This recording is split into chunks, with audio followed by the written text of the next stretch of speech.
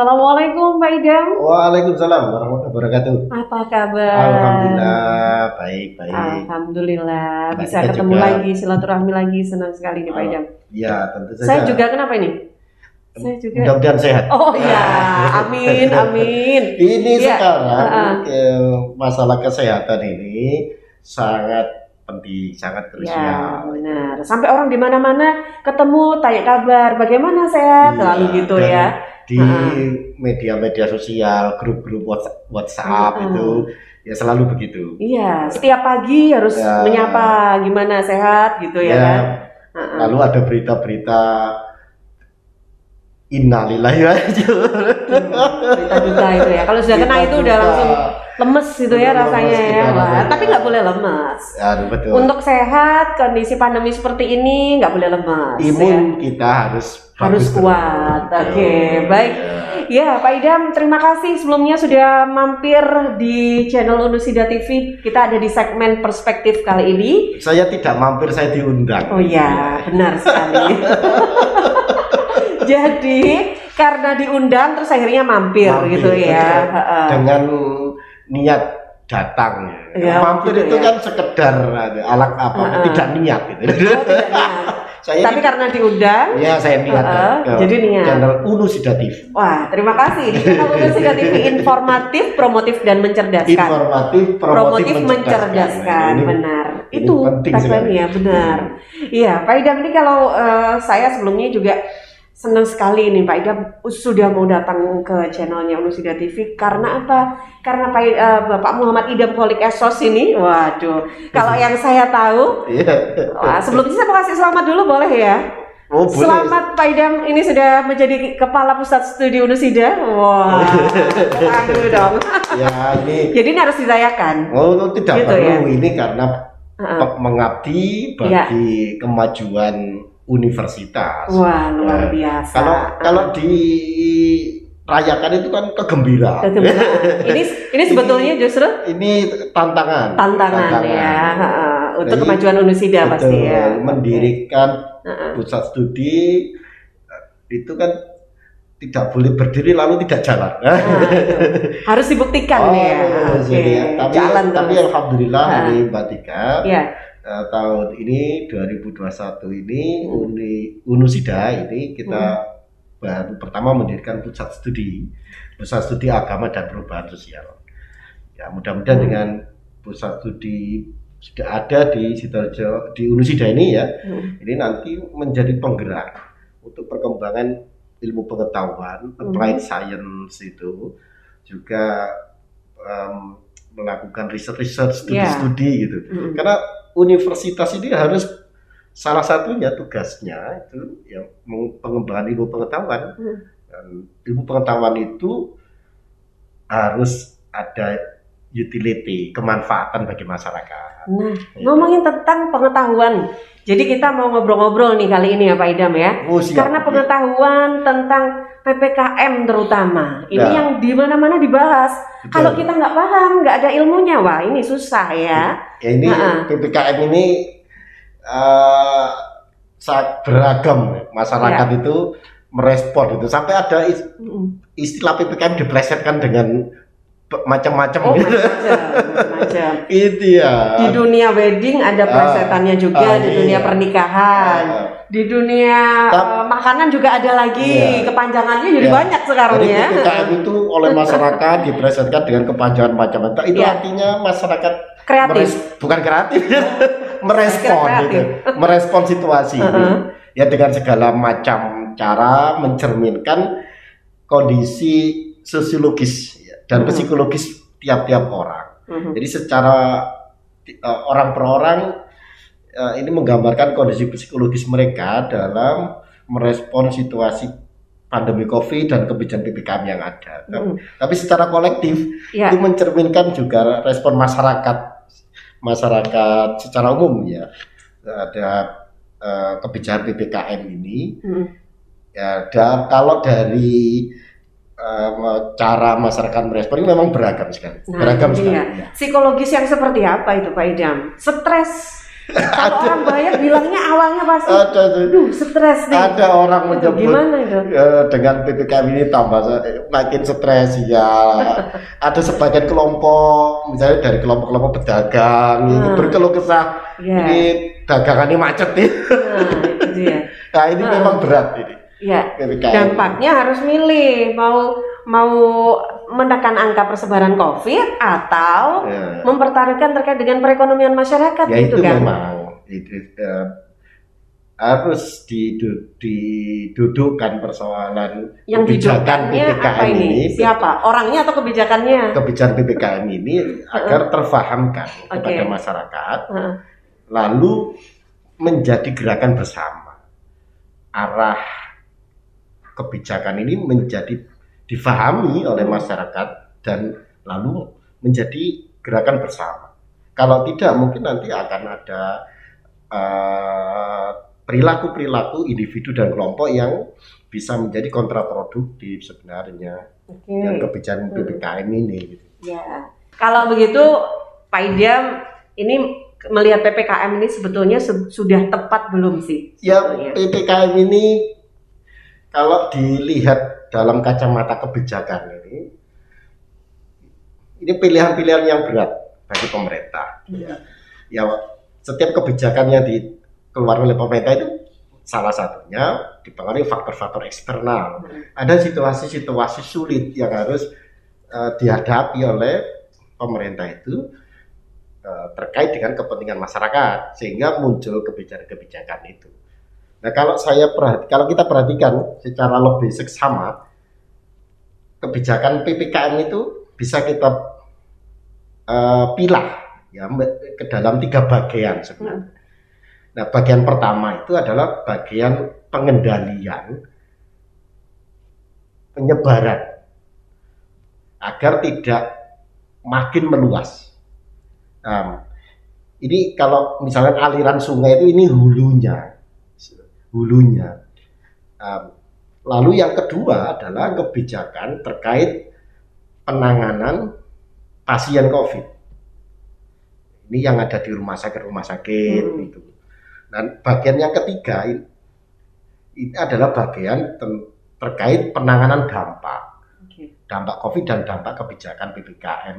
Nah, 3 bagian ini harus dilihat secara utuh dan tidak bisa dipisahkan satu sama lain. Itu nggak boleh masing-masing. Nggak bisa, semuanya harus, karena itu semuanya terkait. Gini. Kalau di bagian pertama itu adalah bagian pengendalian penyebaran untuk mengendalikan penyebaran penularan COVID, mengurangi angka potensi penularan COVID. Ini di bagian ini. Pada bagian ini kalau kita perhatikan ada edukasi. Pemerintah melakukan program-program edukasi. Kampanye hidup sehat gitu ya, kampanye untuk penerapan protokol kesehatan. Sampai ada trendsetter ini ya, trendsetter orang-orang yang memang secara media punya banyak ini orang-orang populer ya, orang yang terkenal dari kalangan orang tokoh, artis dan lain-lain itu menjadi trendsetter untuk media agar pesan masyarakat, pesan pemerintah menurut saya terkait kebijakan ini sampai ke masyarakat tentang protokol kesehatan, media-media televisi dan sebagainya kan banyak.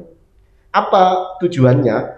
Ini kan memberi edukasi ini untuk memberikan kapasitas pengetahuan di masyarakat terkait masalah COVID-19 ini. Kita asumsikan banyak masyarakat yang belum tahu. Maka pemerintah memberikan edukasi agar kalau sudah tahu nih, berarti masyarakat bisa menjalankan perilaku sosial sehari-harinya itu dengan protokol kesehatan. Dan kalau protokol kesehatan itu dijalani oleh masyarakat, asumsinya tingkat penularan bisa diturunkan karena masyarakat itu punya itu. Ya. Tapi sekarang kayaknya semua masyarakat sudah pada tahu deh tentang protokol kesehatan itu kan. Dari 3M jadi 5M, jadi nambah terus gitu loh M-nya. Ya, ya. Kalau nambah terus itu jadi gimana? Kalau saya sukanya nolnya aja yang nambah, kalau M-nya satu aja masalah gitu ya. Nah, ini kalau masyarakat makin tahu, harapannya kan berkorelasi dengan perilaku positif terhadap masalah penyebaran. Tapi memang kita ini ya tidak bisa menutup kemungkinan arus informasi dari pemerintah itu seringkali juga ada kontraproduktif dari arus informasi yang bertentangan. Ya. Nah ini di media sekarang itu yang banyak bergerak. Nah ini penting. Sekarang bukan hanya media, sepertinya masyarakat ini juga sudah mulai cerdas. Nggak mulai ya, karena masyarakat Indonesia memang katanya itu memang cerdas semua gitu kan ya. Nah sekarang dari kebijakan pemerintah itu seringkali ada beberapa kata yang akhirnya itu direspon secara kritis oleh masyarakat. Ya, nah saya secara pribadi tidak memiliki kompetensi akademik di bidang kesehatan, Mbak Tika. Ya mungkin tidak menerangkan hal-hal yang bersifat teoritik tentang dalam disiplin kesehatan tentang COVID-19 ini. Tapi begini, informasi itu berkaitan dengan kebenaran. Sejauh mana informasi itu yang dominan dipercayai masyarakat itu kan membentuk persepsi masyarakat. Kalau saya ini orang yang tidak mengerti secara kapasitas pengetahuan saya tidak di ilmu kesehatan ya. Lalu bagaimana cara saya untuk memilih informasi itu? Nah, kalau saya seorang yang ahli bidang kesehatan, dokter dan sebagainya kan punya pengetahuan yang cukup secara pribadi ya. Nah, bayangkan masyarakat yang lain ya, termasuk saya misalnya, maka saya harus memilih sumber-sumber informasi yang legitimate. Nah, sumber-sumber informasi yang legitimate itu yang memang dikeluarkan oleh lembaga-lembaga yang memiliki kompetensi pengetahuan di bidang itu. Nah, di pemerintah dalam hal mengeluarkan informasi-informasi itu kan punya kayak lembaga-lembaga kedokteran, lembaga-lembaga medis dan sebagainya. Nah, kembali membahas tentang PPKM, Mbak Idam. Sekarang kan kalau kita lihat PPKM ini kan dulu hanya PPKM aja. Setelah itu ada PPKM level 4, ada PPKM level 3. Ini jangan-jangan sampai level berapa nanti? Ya, kita tidak tahu itu. Itu dia. Ya, kalau begini tadi ada korelasinya. Kalau masyarakat semakin bisa secepatnya dikendalikan penularan itu, ya PPKM ini cepat selesai. Nggak ada level selanjutnya. Nggak ada level selanjutnya. Ya. Nah, kenapa bulan kemarin Juli ya, bulan Juli itu diterbitkan PPKM, lalu diperpanjang lagi sampai tanggal 9 Agustus ini. Ya.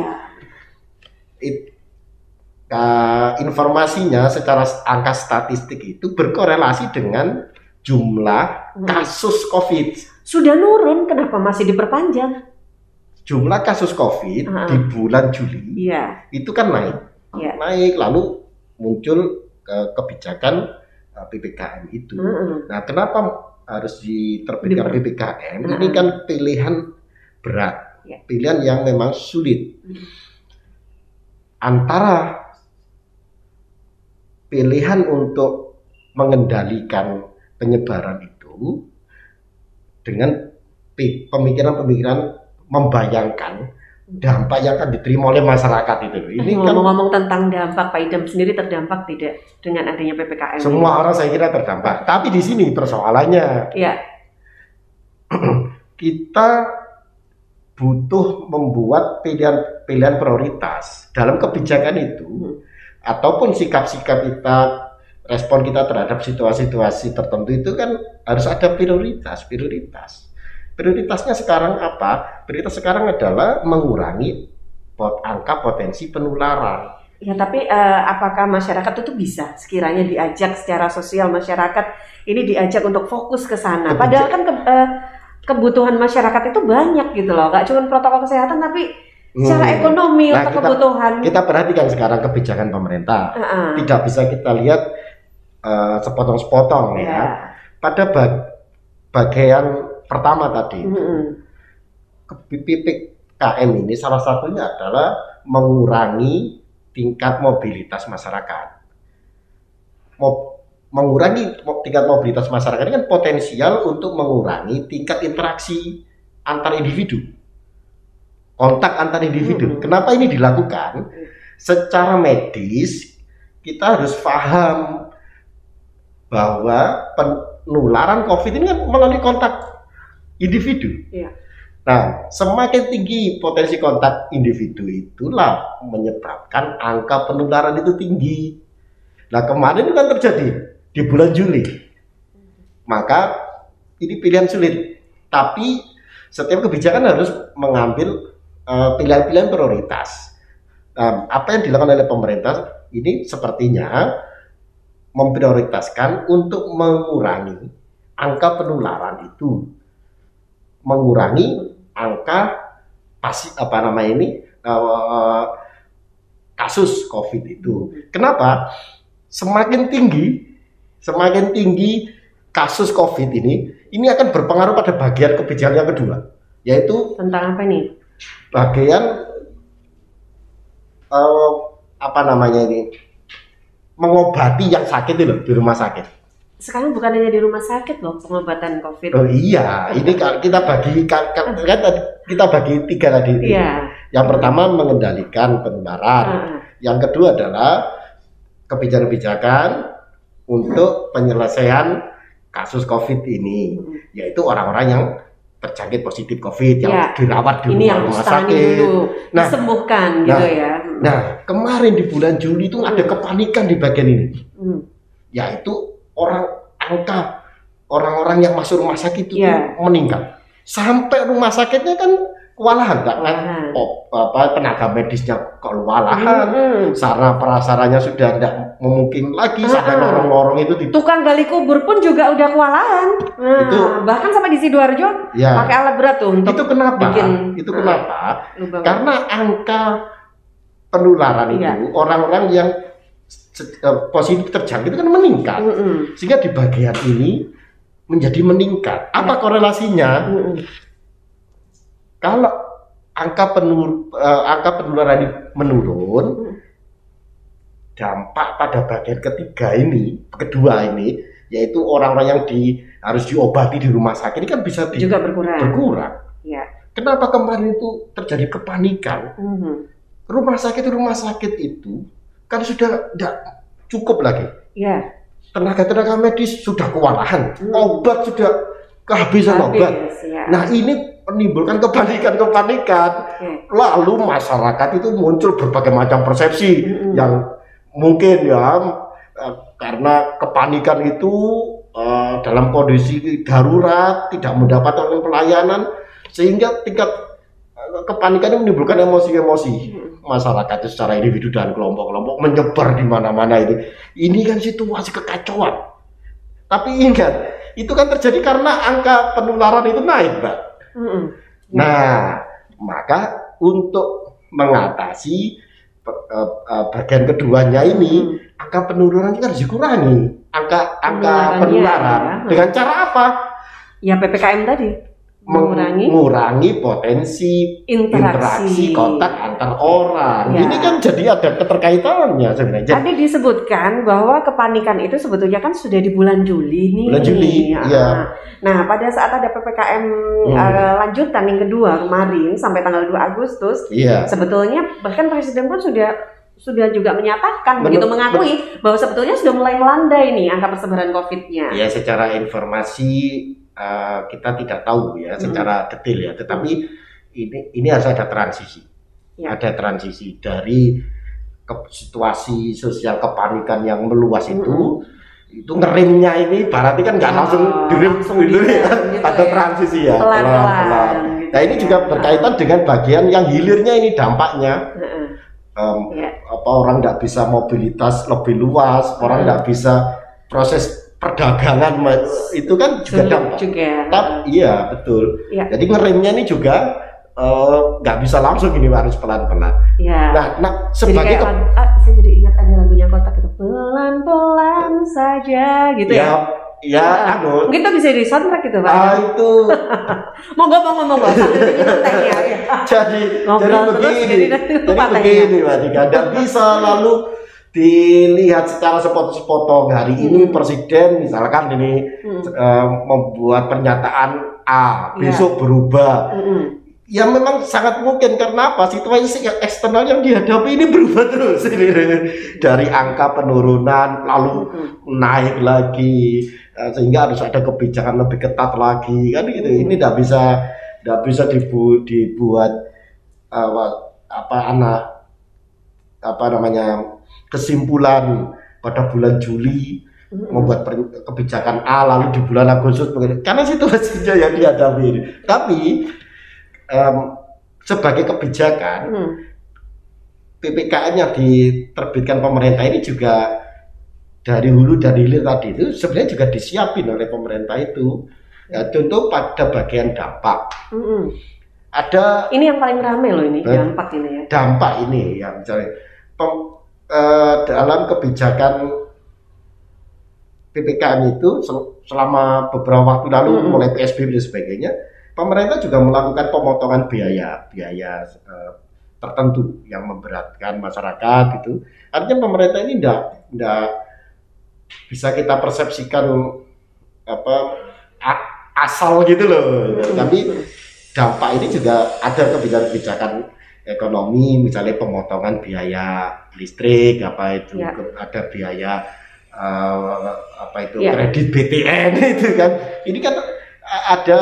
Jadi stimulus-stimulus yang diberikan ini sudah pas sebetulnya untuk mengimbangi PPKM. Bagian terintegrasi dari keseluruhan kebijakan itu. Nah, ini yang di bagian hilirnya ini adalah mengatasi dampak itu. Termasuk memberi bantuan tunai. Ya. Itu kan mengatasi dampak. Jadi kebijakan ini tidak bisa dilihat sepotong-sepotong. Nah, lalu ada pemberian sembako, ini juga bagian kebijakan pemerintah dalam penanganan COVID ini pada bagian dampaknya ini.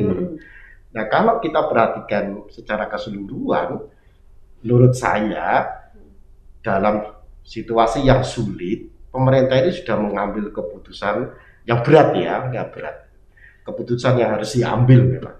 PPKM ini. Tinggal lalu kita mengambil peran di mana ya. Baik, jadi berarti ini menurut Pak Idam sudah benar ya semua kebijakan maupun stimulus yang dilakukan oleh pemerintah ini ya. Saya membenarkan. Sudah pas semua, sudah sinkron begitu ya. Di antara tiga bagian itu sebagai bagian keseluruhan kebijakan ini itu sudah benar. Nah, memang tinggal dalam pelaksanaannya ada penyimpangan teknis ini kan bagaimana ini dimonitor. Nah, masyarakat ini juga bisa melakukan kontrol itu agar tidak ada potensi penyimpangan. Kalau penyimpangan itu di mana-mana, tapi secara keseluruhan kebijakan penanganan COVID ini dari tiga bagian yang saya uraikan itu sudah di dalam pilihan berat itu sudah betul gitu. Nah, tinggal kita mendorong agar ini bisa berjalan dengan cepat, dengan lebih baik dan lebih tepat. Pertama, semoga dengan makin berkurangnya sementara ini ya potensi kontak antar orang ini bisa menurunkan angka terjangkit COVID-nya. Kalau sampai misalkan ini harapan saya ini sampai 0% penularan. Itu bisa ya? Harus bisa. Optimis ya. Nah, kalau di bagian ini sih artinya tidak ada lagi orang yang terjangkit. Ya. Pemerintah itu kan tinggal ngurusin yang bagian 2 dan 3 ini. Yaitu bagian menyembuhkan yang di rumah sakit itu. Dokter-dokter, tenaga medis sudah tidak kualat lagi. Kenapa? Karena tidak ada lagi yang tambahan masuk itu. Gitu. Termasuk ini petugas-petugas penggali kubur ini biar istirahat.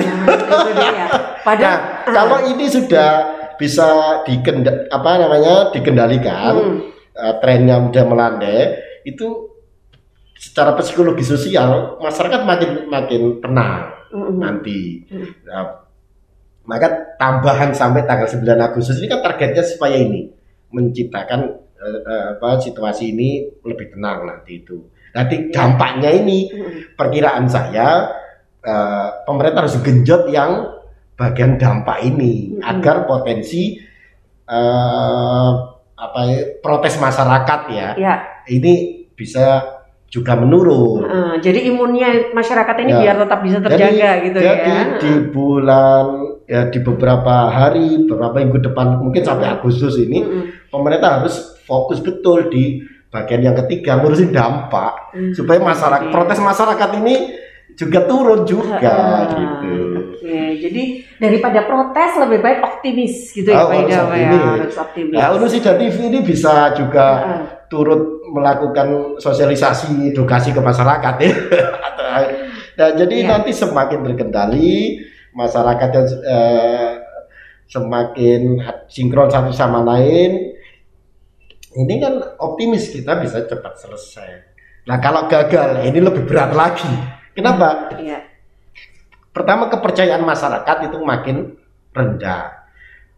Kemampuan resources pemerintah ini kan juga makin menurun toh, terbatas, dampaknya makin luas. Ini kalau gagal ini. Tapi Pak Idam melihatnya gimana? Lebih banyak kegagalannya atau lebih banyak ke optimis ya tadi? Saya optimis ya.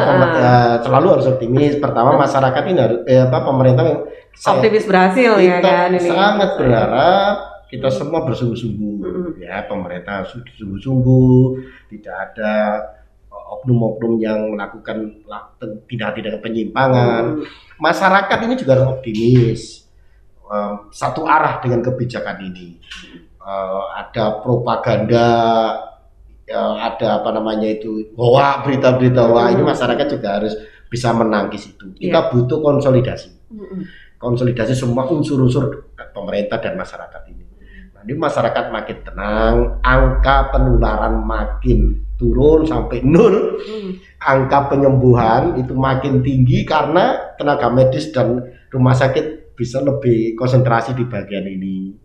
Nanti pemerintah juga bisa ada waktu untuk menghimpun resources kembali, khususnya di bagian dampak ini. Kalau dampak ini sudah bisa dilaksanakan dengan baik, penanganan dampak ini, kecemasan sosial masyarakat itu juga makin menurun nanti, makin turun. Nah ini kondisinya akan makin bagus lah. Mudah-mudahan di pertengahan Agustus nanti ya ini sudah bisa tercapai. Harap ini analisis saya. Amin. Kasus COVID-nya menurun, subscribe-nya Unusida TV juga semakin tambah naik gitu ya. Mudah-mudahan gitu ya. Mbak Tuga. Oke, baik, seru sekali nih ngobrolnya Pak Idam. Wah, saya sebetulnya banyak yang masih pengen diobrolin. Nanti undang lagi saya. Oh, harus diundang lagi gitu ya? Undang lagi saya. Baik, nanti dan mudah-mudahan nanti ada waktu lagi kita ngobrol lagi Pak Idam. Semoga obrolan ini bermanfaat. Ya, termasuk juga para pemirsa Unusida TV. Oke. Baik Pak Idam, terima kasih. Sampai jumpa lagi. Assalamualaikum. Waalaikumsalam warahmatullahi wabarakatuh. Saya bisa minum tehnya. Oh, bisa. Oke. Baik pemirsa, jangan lupa ikuti terus program Perspektif di Unusida TV. Informatif, promotif, mencerdaskan. Sampai jumpa di video-video lainnya di Unusida TV. Jangan lupa subscribe, like, komen, dan share. Assalamualaikum warahmatullahi wabarakatuh.